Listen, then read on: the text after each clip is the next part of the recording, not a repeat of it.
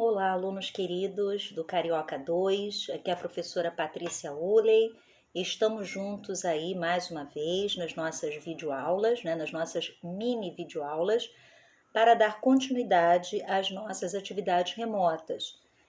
Ainda não temos uma data para o retorno presencial das aulas, então precisamos dar continuidade ao nosso aprendizado, pelas ferramentas que nós temos, pelos canais da internet, pelo nosso grupo do WhatsApp da turma e aqui pelo canal da professora Patrícia no YouTube, ok? Hoje a nossa disciplina é português e o nosso tema é um tema que, de certa forma, a gente até trabalhou em alguns textos que nós lemos no primeiro semestre, antes do recesso, mas não chegamos a falar diretamente, que é o tema das gírias, ou melhor, de uma maneira mais ampla, o que nós chamamos de variedades linguísticas. Que é isso, professora? Gente, olha só, qual é a língua que nós falamos? Qual é o idioma que nós falamos aqui no Brasil? É a língua portuguesa, os países, as sociedades, os povos, eles se comunicam principalmente a partir de uma linguagem verbal, da fala, E cada povo, cada sociedade tem o seu idioma. Nós aqui no Brasil falamos a língua portuguesa. Nos Estados Unidos, eles falam a língua inglesa, No Japão, eles falam japonês. Na Itália, eles falam italiano. Na França, eles falam francês. Na Argentina, eles falam espanhol, A língua tem a ver com a história dos povos também,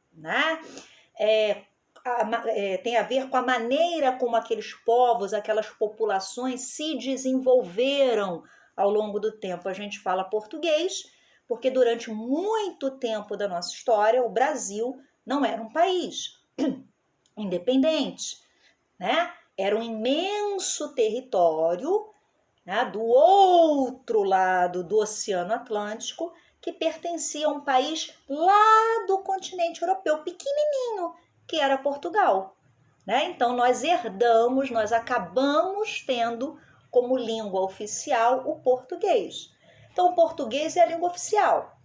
Mas nós já vimos que existem, dentro do português, dois tipos de linguagem principais, A linguagem coloquial e a linguagem formal, Lembra quando nós falamos das crônicas e que as crônicas são textos curtos, textos que falam dos assuntos do dia a dia, que tem como personagens pessoas comuns, donas de casa, estudantes, crianças, gente comum, E que geralmente as crônicas usam da linguagem coloquial. Então, a linguagem coloquial é uma linguagem mais descontraída, é uma linguagem mais natural, falada no dia a dia, com gírias, com expressões populares. Por exemplo, você encontra um colega teu aí na vizinhança, e aí, amigo, como é que tá? Qual é? Pô, tá sinistro, cara, esse negócio de pandemia, A gente nem pode ir pra escola.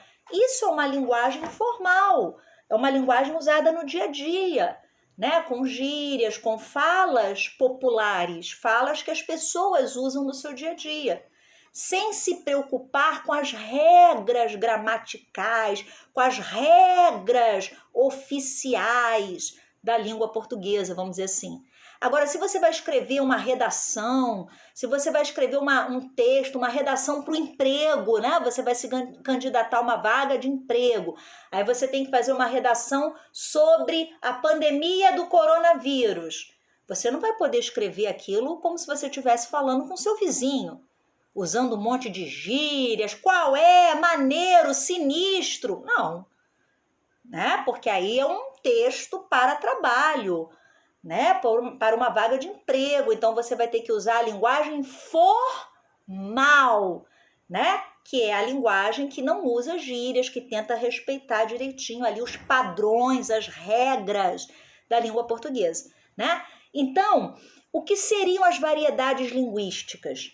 é que além desse português formal, desse português da gramática, né, dos livros que a gente estuda na escola, que a gente aprende, dos verbos, enfim, para além desse português, nós temos também a língua falada, nós temos também a língua que as pessoas usam no seu dia a dia.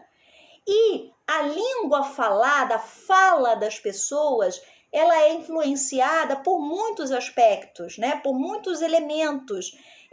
O local, a região onde as pessoas vivem, os costumes daquelas pessoas, as condições sociais, são pessoas mais humildes, são pessoas com mais condição financeira, são pessoas que estudaram mais, são pessoas que estudaram menos, né? Tem mais estudo, tem menos estudo, né? Então, assim, o que são as variedades linguísticas? São as diferentes formas de falar que a gente encontra numa mesma sociedade, no mesmo povo.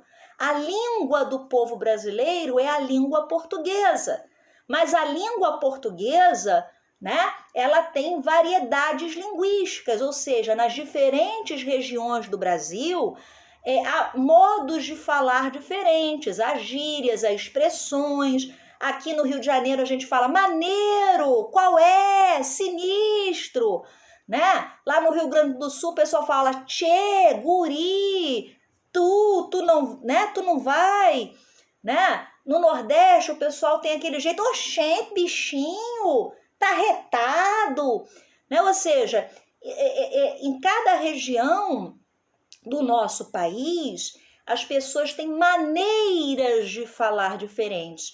E como eu disse, isso é influenciado pelos costumes, né, pela localidade onde as pessoas vivem,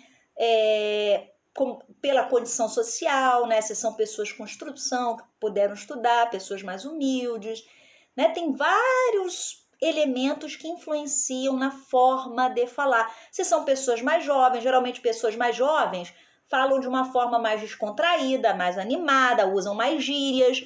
Pessoas mais velhas, né, que viveram em outra época, com outros costumes, já falam, né, de forma mais, né, mais séria ou menos brincalhona, né, com menos gírias.